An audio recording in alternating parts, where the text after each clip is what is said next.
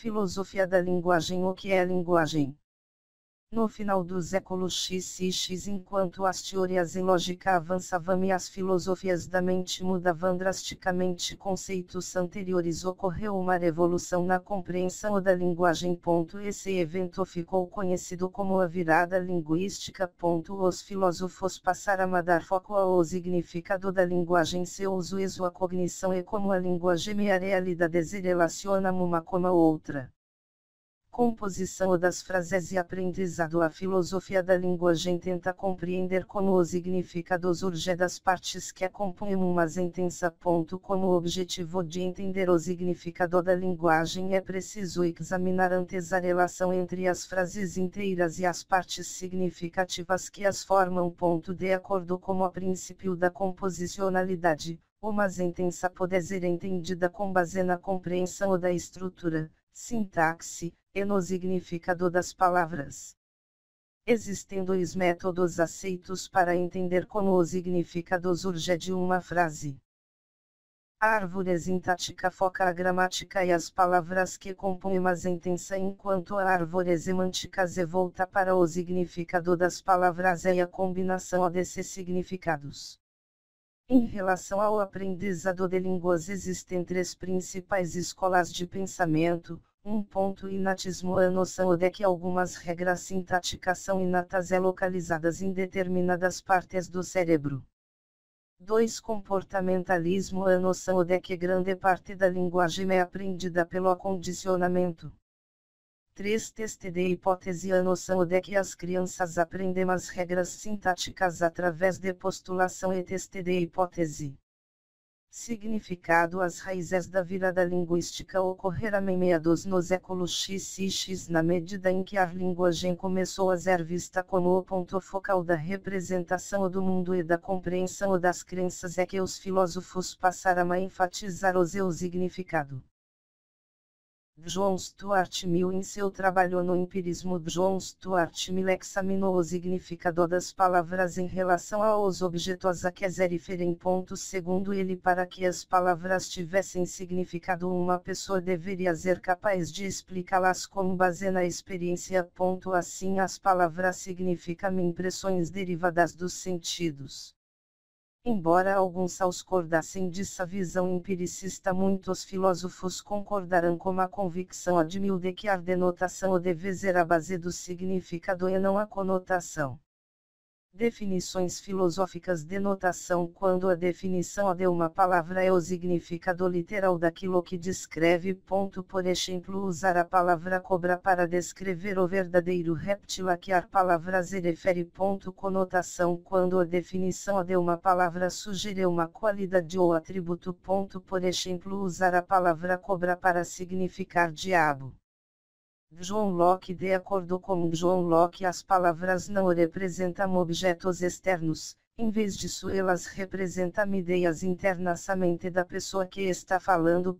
Embora presumidamente essas ideias representem as coisas, ele considerava que a acurácia da representação não afetava o significado das palavras. Com isso em mente, Locke tentou eliminar as falhas naturais do uso da linguagem. Para isso ele sugeriu o seguinte: as pessoas nunca deveriam usar as palavras sem ter uma ideia clara de seu significado. As pessoas deveriam tentar identificar os mesmos significados das palavras usadas pelos outros de modo que tivessem um vocabulário comum. As pessoas deveriam usar as palavras de maneira consistente, e se o significado de uma palavra não está bem claro, alguém deveria então defini-la mais claramente. Gottlob Frege. O trabalho do matemático e filósofo alemão Gottlob Frege focou principalmente a lógica. No entanto, à medida que suas investigações lógicas se tornaram mais profundas, percebeu que para continuar a buscar seu objetivo, tinha antes de compreender a linguagem. Então ele desenvolveu dos mais inovadores trabalhos em filosofia da linguagem. Frege questionou identidades, nomes e a expressão A é igual B. Por exemplo, Mark Twain, Samuel Clemens. 7. No entanto, se igual B é informativo como é igual A, pode ser trivial e não oferecer nenhuma nova informação. Parafrase não apenas os objetos são relevantes para o significado de uma sentença, mas também como eles são apresentados. As palavras referem-se a coisas no mundo exterior, porém os nomes contêm mais significado do que apenas fazer referência aos objetos. Ele divide os sentenças e expressões em duas partes: o sentido e a referência, significado. Parafrase. O sentido é o pensamento objetivo universal e abstrato que a sentença expressa e o modo de apresentação do objeto a que é referido. A referência ou o significado de uma sentença é o objeto no mundo real a que a sentença se refere. A referência representa um valor real, seja verdadeiro ou falso, e é determinada pelos sentidos. Frege expressou sua teoria como o triângulo. A intersecção das linhas A e B é a mesma intersecção das linhas B.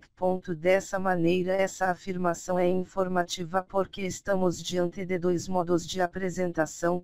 Dizer que a intersecção das linhas A e B é a mesma intersecção das linhas A e B só oferece um modo de apresentação e, portanto, é trivial.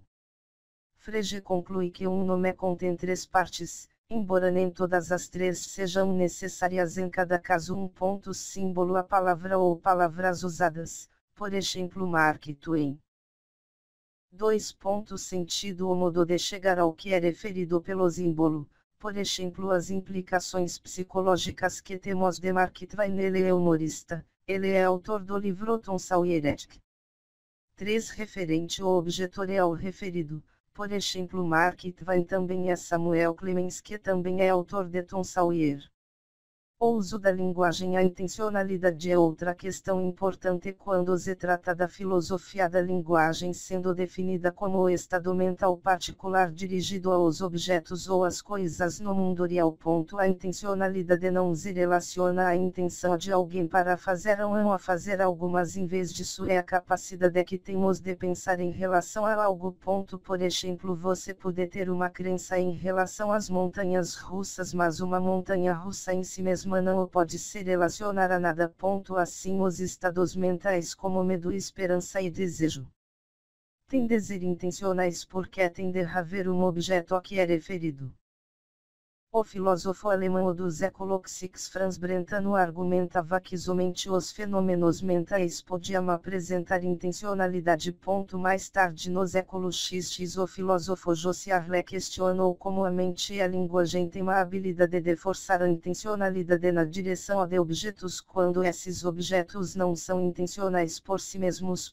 Em sua teoria dos atos da fala, Sarli conclui que as ações também têm intencionalidade porque a linguagem é uma forma de comportamento humano é uma ação em si mesma.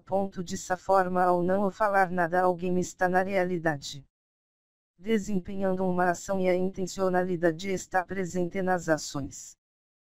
Em uma discussão muito comentada sobre inteligência artificial, Sarli afirmou que as máquinas nunca terão a habilidade de pensar. Para ele falta intencionalidade. As máquinas e apenas a mente organizada como a dos seres humanos é capaz de ser intencional. 7. Samuel Langhorne Clemens, de 1835 a 1910, é o nome real do escritor norte-americano Mark Twain, autor entre outras obras de As Aventuras de Tom Sawyer, N.T.